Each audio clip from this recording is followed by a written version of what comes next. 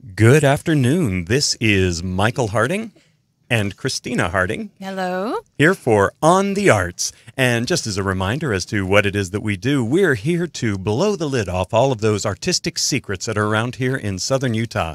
We have so many opportunities to experience the arts.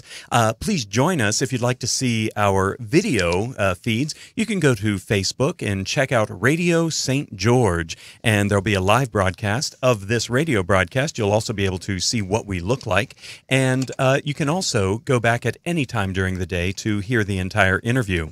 Now, we don't do hard-hitting journalism here. What we do is what I like to call soft, hard-hitting journalism. We like to find out all of those things that people don't necessarily know. And I don't mean scandals or things like that. I mean find out about the people who bring us all of these arts, these people who are actors and directors and designers in the theater, and also painters and sculptors in the visual arts, and also musicians, and all sorts of opportunities for people to read literature and to see work and such. So that's what we're all about here at On the Arts. Now, we do have two very special guests in the studio today. We've got Lilly Mae Stover. Hi, Lilly Mae. Hi. And we also have Amy Stover. How are you today? I'm good. Thanks for having us. Now, I think we have a tremendous opportunity here, and we'll get into the resume and the professional opportunities that Lilly Mae has had up to this point. But I want to express my joy of theater in the fact that there is something for everyone. And this is not just something for every audience member, but something for everybody who wants to be an actor. I used to think when I was a young actor myself that you had to be a certain age and you had to look a certain way in order to be in the movies or to be on stage. And it was so exciting to find out that it didn't matter what age you are. There are roles out there for you. And that's not only people who are in their 70s or their 80s or nearing retirement as actors, but there are also roles out there for some younger folks. Even as young as 4 years old is one of the actors that I happen to know who did a show that some of you may have heard of, Annie by Charles Strauss. Of course, it deals with a lot of orphans, and in the orphanage, you could hire very short Juilliard actors, or you could go act. That wouldn't work. Absolutely. Yeah. Unfortunately, I do know some theaters that do that. By the way, Juliet is supposed to be 13 years old, and usually she's played by a Juilliard actress who's 40 and looks young. So how wonderful that you get an opportunity to see kids who are actually that age. Well, there have been many instances throughout the history of theater, and throughout my life, I've been amazed at the fortitude that these young actors present, especially when it comes to musicals. And this would be on Broadway or in the regional theater we have right here, Tuacahn Amphitheater. And just a few examples of that. Back in the late 80s, there was this musical called The Secret Garden.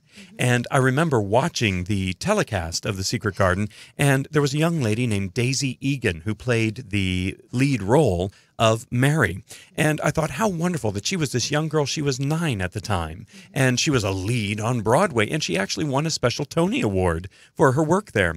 I actually had an opportunity to work with her brother where I went to undergrad at William and Mary in Virginia, and I asked him, I was so excited, I said, how is it, having a Broadway star in your family? And he just looked at me and kind of sneered and said, oh, it's wonderful. And he wasn't necessarily one of the actors of the family, but it's kind of like when people would ask me, what is it like to grow up with all of that beautiful music, your brother being a concert pianist? And I would have to explain to them, they play the same bars over and over and over again. It is not beautiful music. But anyway, there are all sorts of stories like that. In fact, I've always been amused by, I can't remember his name, but there was a child who was cast as Gavroche in Les Miserables on Broadway. And they also needed someone to take over Colin in The Secret Garden, and he had played that role before. So he actually had 2 contracts at the same time. Oh, wow. He would play Gavroche, and when Gavroche, I'm sorry to ruin this story for you if you haven't seen Les Miserables, when Gavroche bites it, when he gets killed, what he would do is he would run, take off his costume and wipe the dirt off, and he would run across the street to the theater where they were doing Secret Garden, and then he would take that over. And back in 2013, watching the Tony Awards is always a thrill. And Neil Patrick Harris was hosting, and he did this wonderful opening number called Bigger and Better. Yes. And it happened to be one of the years that Matilda, a musical that we're going to hear quite a bit about in just a little bit, was on Broadway. And it was wonderful. He made a joke in his opening song about how something strange had happened to Broadway. It was more resembling a daycare facility than an actual place where actors were working. And that's because they had several casts of Matilda there at the time, and many of them got to perform on stage with Neil Patrick Harris and many other Broadway stars at the time. So children are all over the place. And by children, I hope I'm not insulting you, Lilly Mae, by any means. She's an adorable child. So it's Absolutely. Fine. Yes. And I'll say you've got the beginning of a career going on here. Yes. We are thrilled to have both of you here. We can get perspectives of your work, not only from you directly, Lilly Mae, but Mom, Amy Stover, right here. We are going to get your perspective as well as to the business and how things work. Yes, so Lilly Mae, it says here that I was reading about you. I was looking you up and stalking you, if you don't mind. As we like to say, we always stalk our guests. But you started performing at the age of 3. Yes. Now, can you explain to me, were you a ham, or what made you get interested in acting?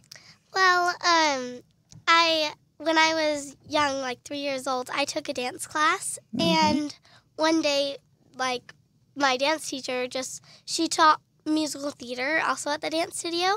So I like was just singing in class one day, and she suggested to my mom that I took the musical theater class, and I did, and ever since I just really liked acting. Yeah, you were and it was just something that I really enjoyed to do. Interesting. And so you say that you started taking classes. Can you expand on that a little bit? Tell us what classes you've taken. Dance classes. I've taken dance and voice, and I've also just started doing piano and ukulele. Oh, you just started piano. Oh, Lilly Mae, how old are you? I'm 11. 11. Oh my! So are your days filled with all of these classes? Yeah. So I'll like go to school, and then some days I'll have like every once in a while I'll have a day off, but like it doesn't have to happen very often. An actor never sleeps. Right. She's a busy girl. Yeah. Definitely. And I was so thrilled to get a role so young. My very first professional role, I want to let you know, I was 17 years old, and I thought, that's got to be a record. I am so young, and I got my first role. Lilly Mae, you are busting every thought I ever had about my success. Yes, I was 18 and in high school, so yes, I waited a long time before I started. So you're practically a veteran right now, right? So Lilly Mae, can you tell us a little bit about your training? What does it take to go into theater, or we know you do film also, but I'd like to just expand on your theater right now. What does it take? I mean, how many, you say you're always in class and you're always busy, but what does that mean? I mean, is there hours where you spend at home where you have to, I'm sure, develop your voice? Can you explain all that? Well, I have to like practice at home a lot. I have to like once I'll like go to voice or something, I'll have to come home and practice like more and not like just practice there. I'll like have to practice. Just show up to your lesson. Yeah. And so is that hard? Is that hard to get all your practicing in, or is it something that you enjoy? I like practicing. You like practicing? I think it's really fun to just like go home and practice and stuff. Well, that's great. And so, Mom, that's where we come into the question about moms. When you started noticing her desire to be a part of theater and to sing and dance, and she was enjoying it, what made you decide this is something she can go and pursue? Well, I think, as a mother and as parents, you recognize certain things in your child, and every child is different. Lilly Mae is one of 5, and so, we really didn't have another child. She's our 4th that was super into the arts and singing and performing and stuff. So it was kind of a whole new ballgame for me. But, we really look at it the same as if, we have a child who's interested in football or soccer or something. So, we just provide the opportunities as much as we can for them to get the training to help them, get better at their craft. And Lilly Mae, from a young age, she was singing around the house, and she started performing at a very young age. She was 3, I think, when she got her first little community theater role. What show was that? It was Cinderella, and it was a little show, and she played young Cinderella, and then she played the chubby little mouse Gus Gus. Yay! And it was precious. And then she moved on and played Tinkerbell, and she has, oh my goodness, had a lot of roles. And a good thing about Lilly Mae's school is she goes to a performing arts elementary school. Oh. So she has training there as well. So Fantastic. yeah, it's really, really good because, you know, a lot of her training that she gets is during school hours, and That's so wonderful. it frees up her evenings for. So, is the performing arts school here in St. George? Yes, she goes to Vista, out in the Ivans. Okay. And they have a wonderful dance program, musical theater, choir, orchestra. So yeah, Great. it's really a good school. Oh, that's wonderful. So to embrace her passion. Yeah, it was a good fit for her, and I think that that's the thing is that you find. What fits for your child, and Vista was a good fit for her, and maybe she'll go on to Tuacahn, and then maybe my other son, my younger son, he might go on to a different high school. So Whatever his passions are. right. Mm-hmm. That's interesting. And so Lilly Mae, let's go back to you for a minute. It says here you were at Tuacahn at the age of 6. Yeah. 6 years old on the big two. Can you explain to all those who are listening, any children out there or moms that are listening, what was that like auditioning for Tuacahn? Well, it was a long time ago, but I don't know. I sang a Matilda song for my audition, but I don't know. I wasn't really that nervous because, like, I've never really had stage fright. I mean, I'll be, like, a bit nervous to, like, go in an audition, but not often. What I can remember is I was just, like, looking forward to the audition, and I wasn't really nervous or anything. It was just a really good experience. And they were only allowing people the age 8 and up. But I just thought for the experience, it would be cool to audition. But I don't know. I think that's cool how they let me in when I was 6. Yes. Yes. What a great opportunity to work with yeah. professional actors out there. Yeah, Did it you is find that it was experience. embracing that, or, that most of the people you worked with were kind, or was it? Yeah. I mean, there's nobody really that, like, isn't, like, really nice and cool to all the kids around. They're just, like, they're all, like, really sweet and kind to us. So I think that's really Well, that's cool. exciting. So after you audition, what happens after that? Do you wait for a phone call, or is there a list that goes up somewhere? How does that process work? Well, for Tuacahn, most of the time after the audition, we would wait for everyone to audition, but you would have to still wait there. And, like, while other people were auditioning for Tuacahn, and they would tell you if you got a call back or not. They would say, like, so-and-so, so-and-so, and so-and-so got a call back, and we would, like, go do a dance call back. Oh. Yeah. And so the first audition was, like, singing, and the second one was dance callback. So, and then after, you would have to wait for, like, a long while, like a few months, until A few months. yeah, until you got a call for if you got the part, and if you didn't get a call, then it just means that role wasn't meant for you. It just was. Oh, I like how she said that. That role wasn't meant for you. So that was something that you've learned rather at a young age. Yeah. That's not always going to happen. After your callback, now you made it into. You stated, what play was it again at Tuacahn? It was Wizard of Oz and Joseph and the Amazing Technicolor Dreamcoat. Wow. Yeah. Now, Lilly Mae, being at such a young age and mom, watching your child audition and go through the callback process, and then they call and say that you've made it into the production, then it becomes to the rehearsals. Yeah. And I can imagine being 6 years old. So, Yeah. my goodness. That is a lot of work for a 6-year-old child to be Yeah. out there. But so can you explain how those rehearsals operate out there? Well, How? Do you remember? Yeah, Or I does don't your mom really remember better remember. because she was the driver at the time? I really don't remember that much as well.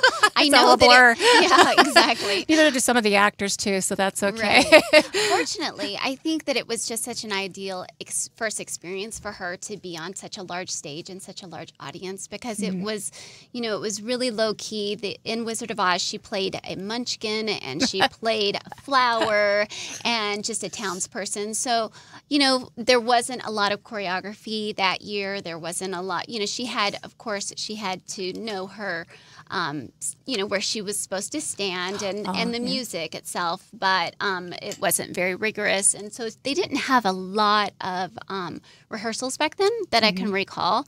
And it's so fun for her. She's a child that thrives on going and doing. And so, I know that that's kind of her personality and that she can handle that type of workload. I wouldn't necessarily put another one of my children, through something like that, knowing what their personality is like. But for Lilly Mae, it's definitely a good fit for her. So I'm noticing that that's what you keep stating is that you notice what each child, their individual tastes and what they like.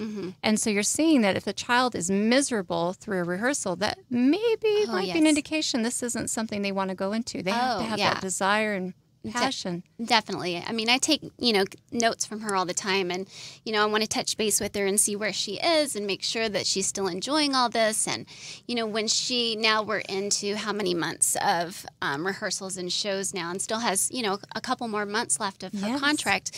And, she's out there probably 5 nights a week right now and she has school. And so it's still a pretty rigorous schedule for her. But on the nights that she's not working, when they have Cinderella, because that's the one show she's not in right now, she's actually misses it. So now that's a big key. she's involved in Tuacahn right now. And what are the shows that you are in right now? I am in Matilda the musical. Oh, fun. And The Prince of Egypt. Prince of Egypt. Now, is this a newer musical? It is. You want to tell? I don't care. Because it's actually a brand new musical. It's based off of the DreamWorks animation movie. Oh, yes. It's beautiful. Steven Schwartz is the music. Steven Schwartz. Is the music. And I believe Tuacahn is the third place to produce the musical. And so it's brand new and it's absolutely gorgeous. If you haven't seen it, you really need to go out there. Sounds beautiful. So and especially under the stars. Oh, my goodness. Tuacahn is such a beautiful setting for it. Yes. And the special effects that they have going on out there and the lighting, the set design, the music, it's gorgeous. And so you stated Steven Schwartz. You were Steven Schwartz, for our listeners who don't know who Steven Schwartz is, he goes back decades as far as his contribution to the theater. And just to give you a little bit of a background of Steven Schwartz, not only does he do The Prince of Egypt, but he's also worked with Disney before. If you've ever seen the movie Pocahontas, he wrote the music and the lyrics to that. A very famous song from Their Colors of the Wind was his. He's also very well known for a musical that some of you may have heard of called Wicked, which of course is about the Witch of the West, and it looks at the story of the Wizard of Oz from a little different perspective. Instead of it being Glinda, it's Galinda, and she's not so nice of a witch as you think she might be from the Judy Garland movie, but he explores that. And even going before that, he was very well known for several musical works. He contributed to the musical Working, which was actually a collaboration of a lot of the big musical theater composers of the time, but going all the way back to a musical called Godspell. And it's a very popular work. Just a personal story, because I'm an actor and I like to talk. I went to graduate school at the University of Delaware. This is me promoting myself right here. Go ahead, honey. But I went to the University of Delaware, and one of my professors was a gentleman by the name of Jewel Walker. And I knew that he had used to teach at Carnegie Mellon, and he had a party for all of us. We were a bunch of, young, cocky, arrogant Shakespearean actors coming over to party at one of our professors' house. And me being the recluse that I am, I wasn't with everybody else in the living room. I went off to his study and was poking around. We mentioned that we stalk our guests. I guess it's in my nature to stalk and, prod around. And I was in his study and I found this vinyl album, and the cover of it looked like it had been drawn in crayon.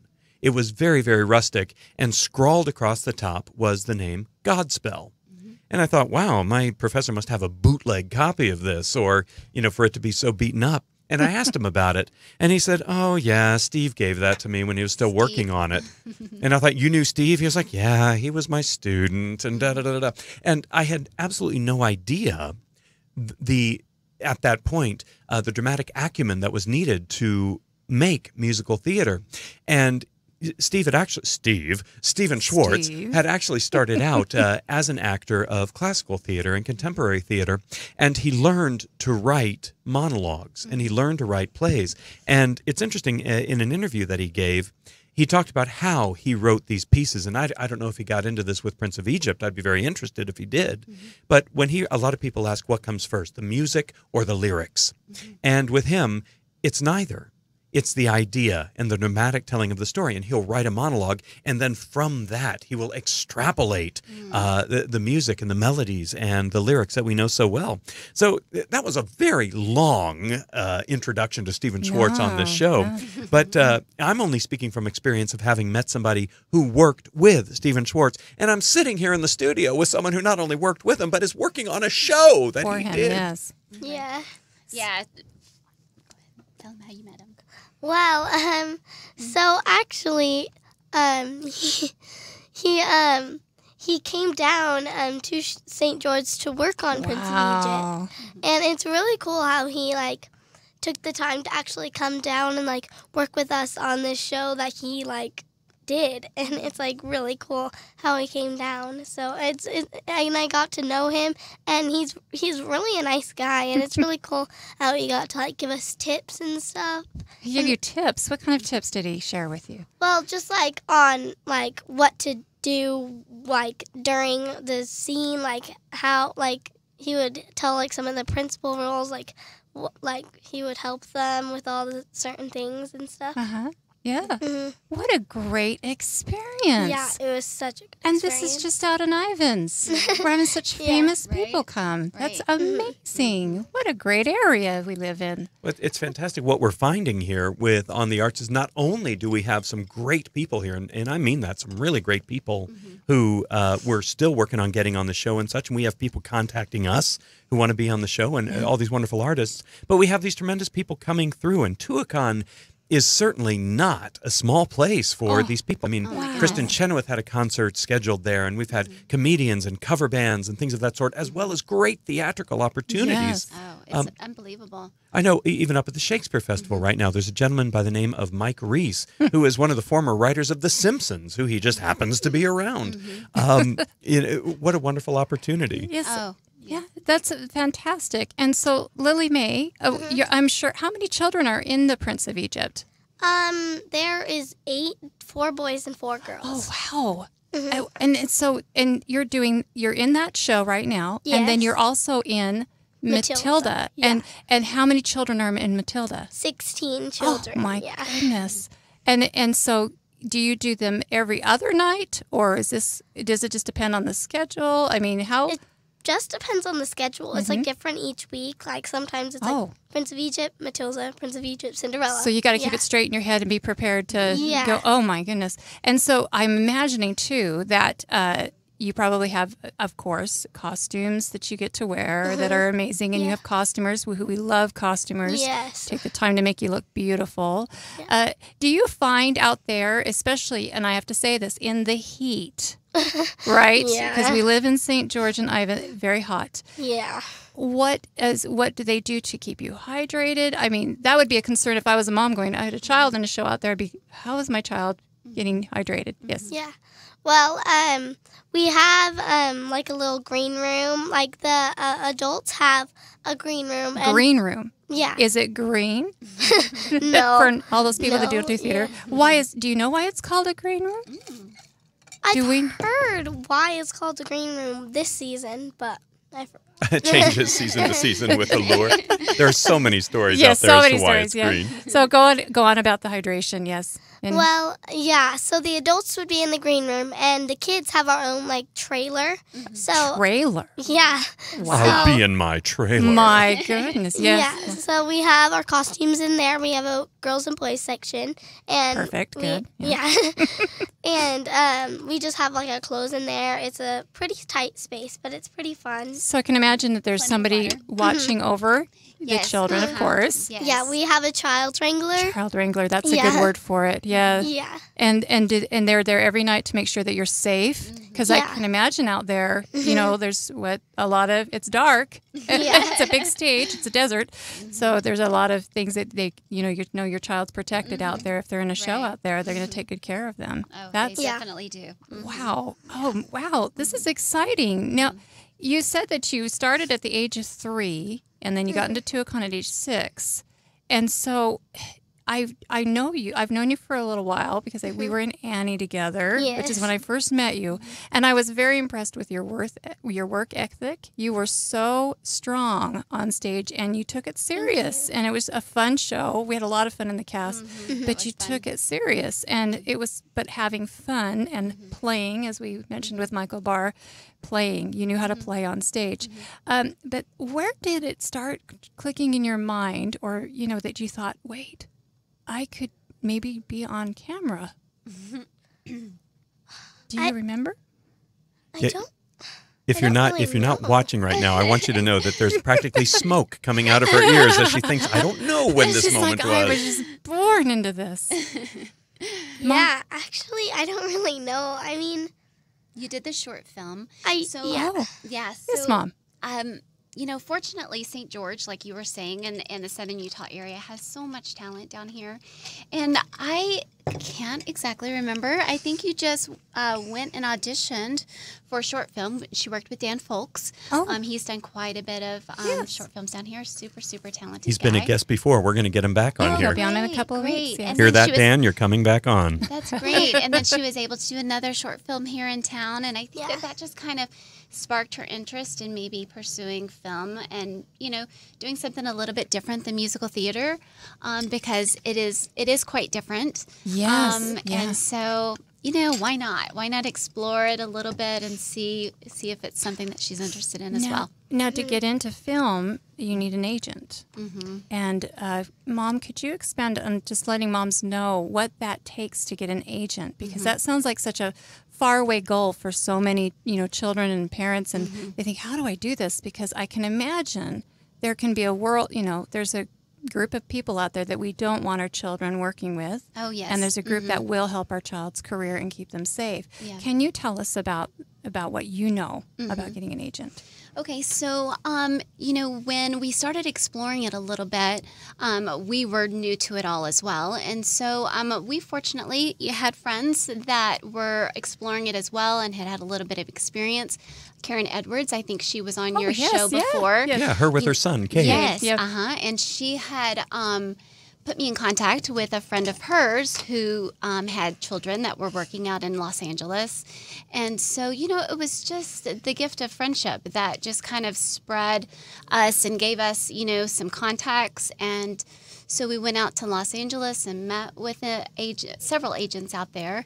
And just, you know, wanted to explore it. We were really actually just taking a vacation and thought, you know what, well, while we're there. And picking up a career while you Why go. not? Yes. Why not explore it a little bit? And so it's just, I think it's just been something that's kind of snowballed and gone from there. We contacted a talent agency up north in Salt Lake City because there's not really a lot of talent agencies down in Southern Utah. And so to be able to get work that's primarily in our area, we, you know, thought we needed to go through somebody that's, you know, locally based. And so she got an agent up in Salt Lake City, and so that's where she's gotten a few commercials and some work there. Oh, what commercials? What?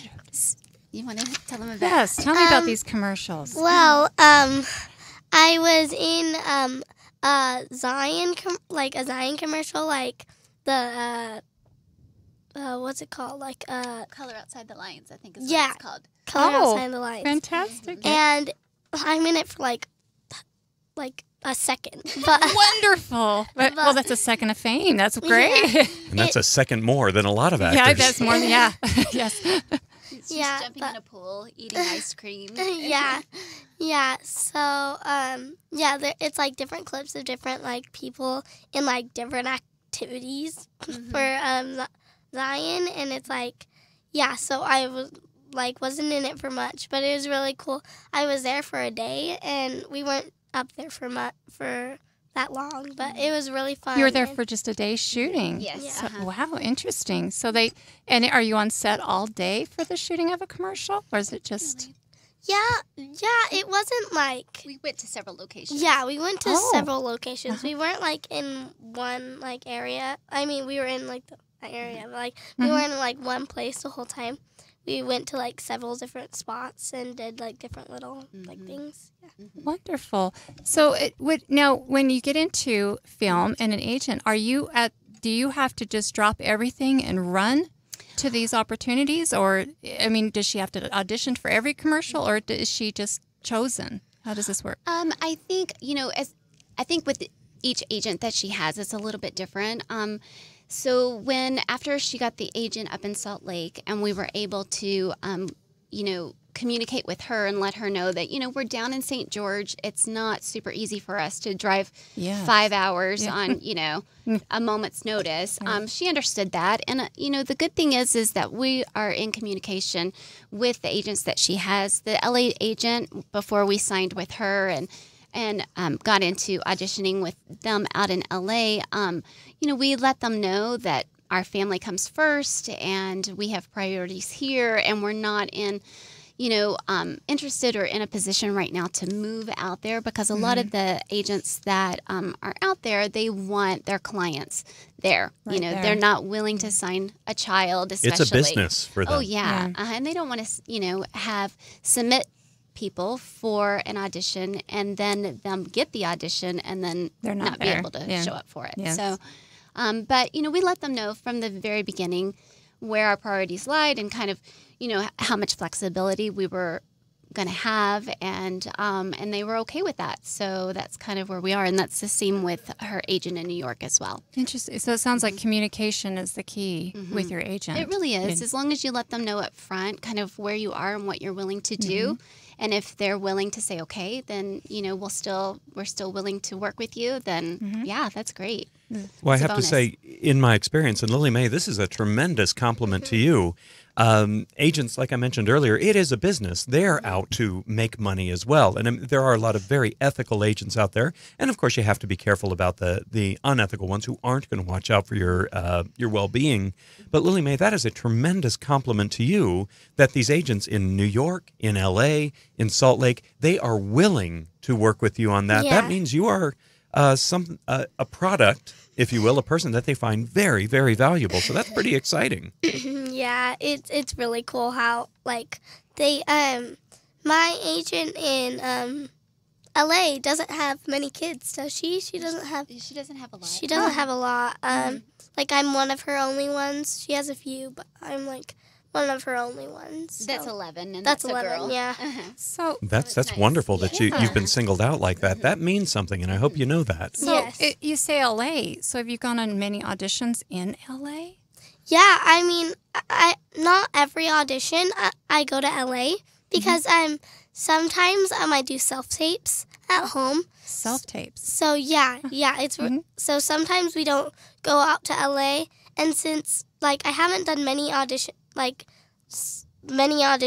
like this summer because I made a commitment to Dualcon. Yes. But I've done a few self tapes, and so it's cool how if you like can't go out to LA, You can send it to sometimes them. they can like they allow you to self tape. Oh, and have you at an audition? Can you explain what happens at an LA audition? I mean, for a film, or what is that like? I mean, it's really cool, but once you get in the audition, sometimes it can be like 2 minutes. Like 2 minutes. yeah, super fast. So they just know what they want. Yeah, They just yeah, kind of and fast, it's yeah. like all about like the color of your eyes most of the time, or like the color of your hair and stuff. Yeah, sounds interesting. It's like your looks and stuff. So So yes. There's okay. nothing really you can do about it. You're either the Yeah. product they want or not. And Yeah. it's not personal. I'm looking at your list of auditions here. And you've notated that you've been called back to some of them. You've booked some of them.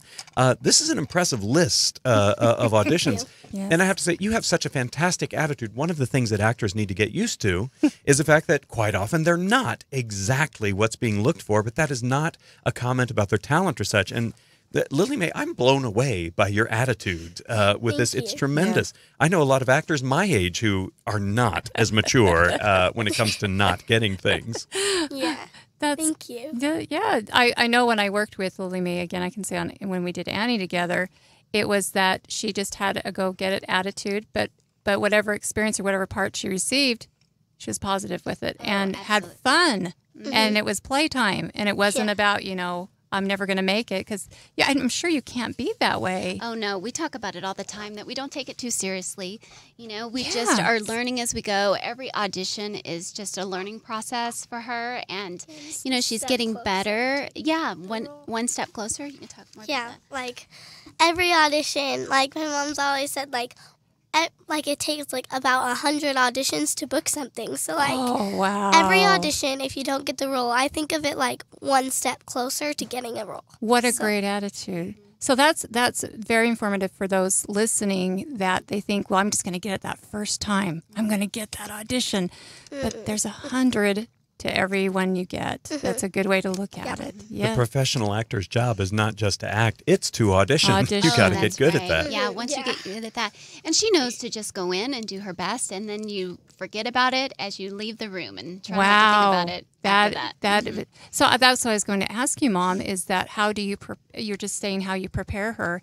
Is there something that you do with her before an audition to make her feel like she's more confident in the audition?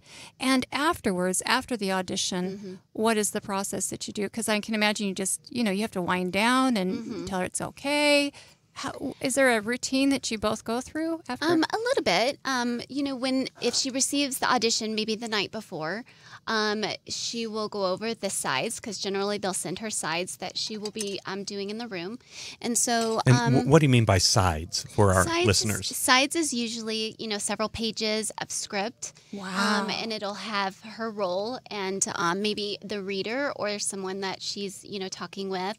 And so she'll memorize her lines. And then she memorizes them that night. Oh, that's dedication. And I think, my only job really, as far as that goes, is to help her learn kind of who she is in the character.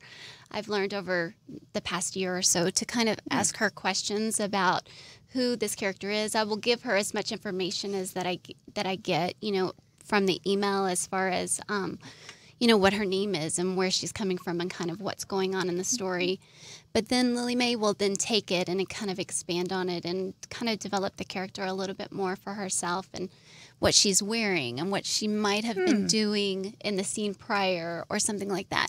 And I think that really helps Lilly Mae kind of get into the character a little bit more. And that's pretty much how she prepares. And she goes in and she just is herself. We try to be goofy beforehand and not think too much about it while we're sitting in the waiting room. What else are you going to do, right? You can't sit there and stew. Play games on our phones. And just yay for phones and iPads. Exactly. Yes. And then she goes in and just does her best, and that's it. Well, I'll tell you, I ran into a situation in South Carolina where I happened to be, and I was even working at a corporate place at the time. It was a place called Movies, and literally has several O's in there, and a cow was the mascot. Wow. I think they went under. Where was this? A little while kind ago. of sounds a little. They were the prime utterly competitor for embarrassing. Blockbuster. Yeah, okay. Yeah. But anyhow, I ran into a woman who worked in HR, and she knew, and that's how this business works. A friend of a friend of a friend, Right. and she was telling me about there's a movie called Species out there. Now, I do not necessarily say go out and see this movie. I'm going to get in trouble with the FCC. It wasn't a very good movie when it comes down to it. But there was a scene where there was a young boy, and by young boy I mean 5 years old, and he actually did a really nice job. And seeing the movie, I thought, wow, he's got a future. Well, this woman in HR, she actually knew his family. And she was telling me how they got him to do the audition for this. He had no interest whatsoever. He wanted to play with, I think it was Power Rangers at the time or something like that. And they said, look, you do this audition because you said you wanted to, and you get chicken nuggets. And apparently he went in, and that was enough to excite him, and he gave this fantastic audition, and he got his chicken nuggets, and I'm happy to say he got the role as well. That's really funny. Yeah, I think you got to have that attitude in order to survive in this business. Now, Lilly Mae, I recently, when I was watching TV with my dear mother, she likes to watch the Hallmark Channel, and I saw you on a Hallmark movie. Yes, yeah. Can you tell me a little bit about this Hallmark movie that you were on, and it made me cry? Yeah. So it was called Enchanted Christmas, and it was just basically about every Hallmark movie there is. Oh, yes, the formula. The same exact thing. She's brilliant. Yeah. She has figured it out, Yeah. ladies and gentlemen. Yeah, it was really fun because it was a really cool experience because for that set I was there for like 3 days, 3 to 4 days. Wow. It wasn't long, and it was really cool because there were a few kids on the set too, as well. So it wasn't just like me and a bunch of adults. There were a few kids there, That's good. and they were all really nice and it was really cool to get to meet them. And now I still like the main girl. I still keep in touch with her. Really? And she's really nice. I'm thinking about like going up maybe to pilot season and staying with her maybe. Oh, What do you mean pilot season? Pilot Explain season. that for What is our that? listeners. Well, pilot season is like in the spring-ish, and it's just where a bunch of auditions roll around, and it's like all perfect for like there's auditions for like every kid, every like age, and there's like Wow. new shows, like new series and stuff, and there's just a bunch of auditions rolling around, and it like what if you want to, you could like go to LA and you would get like an audition a day, and you could like Wow. audition each day and have like a different. But it's cool how like each character is different. So like each day you'll have to like find a new like character and a new path for that character, and yeah, so it's cool how you get to like find like there's no character that's the same as another one, and there's like so many different auditions and. Wow. Well, that's right. What a great opportunity for you. And again, we've mentioned how great of an attitude that you have towards us. I want to take a little sidetrack, if you will. I mean, you've got quite a great stage thing going on at Tuacahn with Matilda and several other things, and Prince of Egypt. Yeah. You've got some wonderful films. You're doing a Hallmark movie, for Pete's sakes. And you want to talk formula. We have a former student, now a friend, Travis Cox. He was so excited to be in a sci-fi movie. And when we asked him about it, his response was, yeah, it's a formula sci-fi movie. And it was a lot of fun. It was Sharknado. So you're figuring out how this works. But it says here on a list of things that you wanted us to know that you're going to be playing a small role in the Nutcracker this winter at school. What is that role? It's Clara in the Nutcracker. It's really Small role. A very small Small, yeah. role. yeah, it's really cool because I like since it's a performing arts school, they have the Nutcracker each year, and last year I was like a party girl, and this year I'm like Clara, and it's really cool. Wow. And Clara's the lead, by the way, the young lady Yeah. who gets the Nutcracker. Yeah, so I'm really excited. I'm gonna start like rehearsals soon, but it's like during school and maybe after school a few days. But it's really fun. It's a 2-day show. It's Friday and Saturday, and December. in December. December. Yeah, it's a Christmas show. Yes, So yes. yeah. And Great. you mentioned on here that it's just a little phrase, but dance is your focus right now. That's what you're really concentrating on? Yeah, because I think, like, since I want to do, like, voice, like, musical theater and dance, like, all of that, I feel dance is, like, what I still need to work on a bit more than, like, all the other things. So my focus right now is, like, to take a bunch of dance classes, because last year I took so much dance, and I feel like I've gotten so much better than how I was before, and now I just feel like I feel that if I do a lot of dance this year, then I'll have more confidence, and I think I'll like get much better. How much dance in a week? How many hours are we looking at practicing?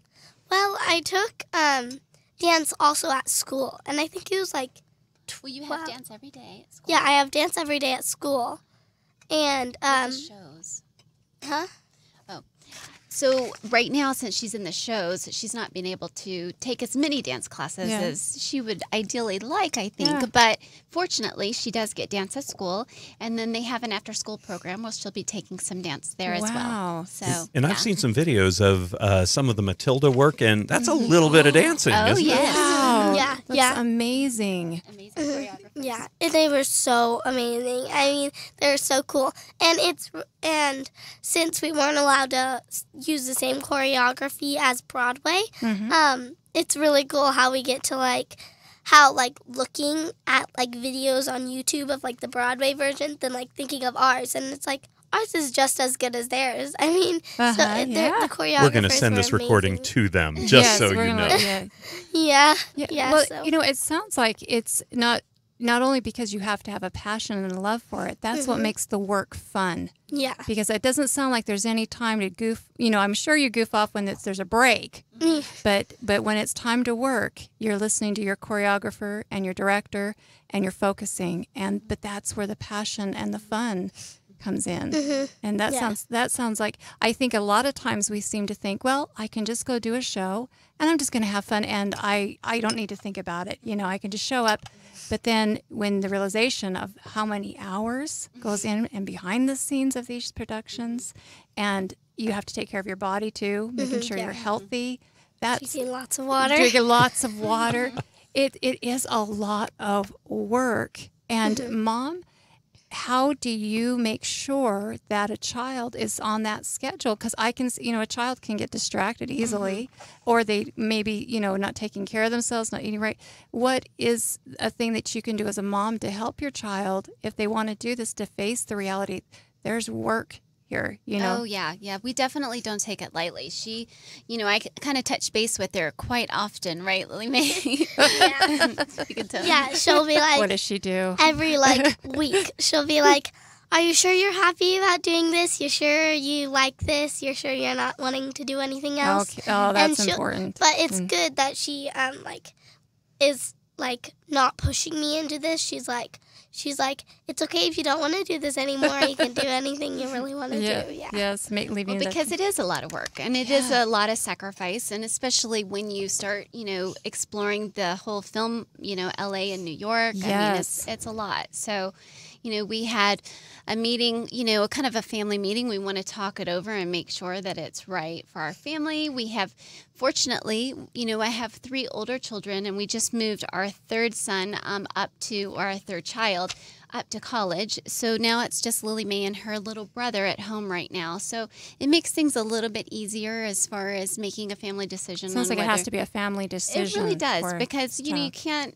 can't go into it naively and not realize that it is a lot of time and it is a lot of hard work, and it's a lot of going out there and her being in the room for 2 minutes and then turning around and either getting back on the road or whatever. So it is a lot, but that's why I want to make sure that it's something that she's super passionate about and that she's enjoying. That 'cause sounds that's important. That's the key, is that she's having fun, and that sounds important, that she's having fun. She really is.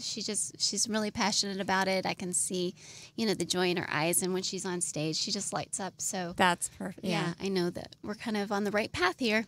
Well, I'll tell you, as is always the case, it's always a shame when I look at the clock and realize that we're at our final moments. Oh, These it goes by so fast in here. these just like we have Yes, been. Lily, we're almost done. Lily's saying, I have so much to give. We could visit another 2 hours with you easily. Well, It'd I be have just to fine. tell you, that leads me to the final part of this interview, or not even an interview, this conversation that we've had, which has been absolutely wonderful. Yes. Lilly Mae, do you have any idols? Do you have people that you're really trying to emulate, people that you want to be like in this business?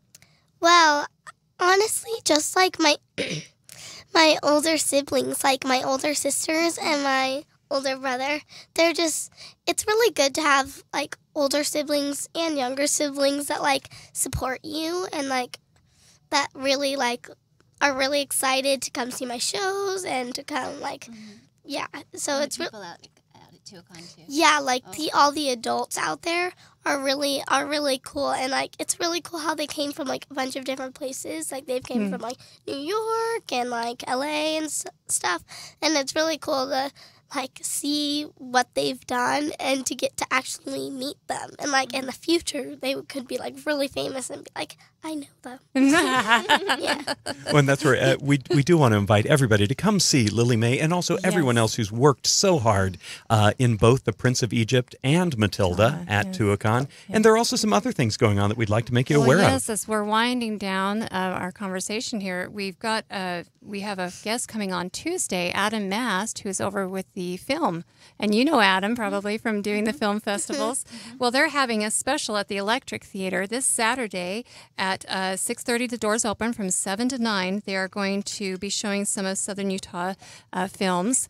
And then at the end, they're going to announce their theme for their Halloween Gorilla festival. Halloween Gorilla. Yeah, it sounds kind of creepy, but Not the big primates. I just know that we're judging at it again this year, and we're very excited. But this is this Saturday at 7 o'clock, $5 at the door, and you can come support fellow filmmakers and people, young children like Lilly Mae who just get started doing these projects. It's wonderful. And also our friends at Brigham's Playhouse wanted you to know something special, that between now and September 8th, if you are their 100th guest, you will receive a prize. Isn't it the 100,000? Oh, yes. Sorry, yes, 100,000. Thank you. That sounds a little bit more exciting. The 100,000th guests, you will receive a prize from them, which gives you 1 season ticket to their 2019 season, 2 tickets to Murder on the Nile and the Christmas Carol, picture with the cast of South Pacific, and a free dessert of choice. And again, that's the 100,000th guest at Brigham's Playhouse. So plenty of things coming up. Please do keep your eye on the newspapers, keep your ear to the radio, and until... Yes, but we want to thank our guests for being on the show today. Thank you so much, Amy Stover and Lilly Mae. And thank you for sharing your experiences as a mom in working with your child in the theater and film. And thank you, Lilly Mae. We wish you all the best. We hope great success for you. It was a pleasure. Thank you. And until next Tuesday, we hope that you'll keep your focus on the arts.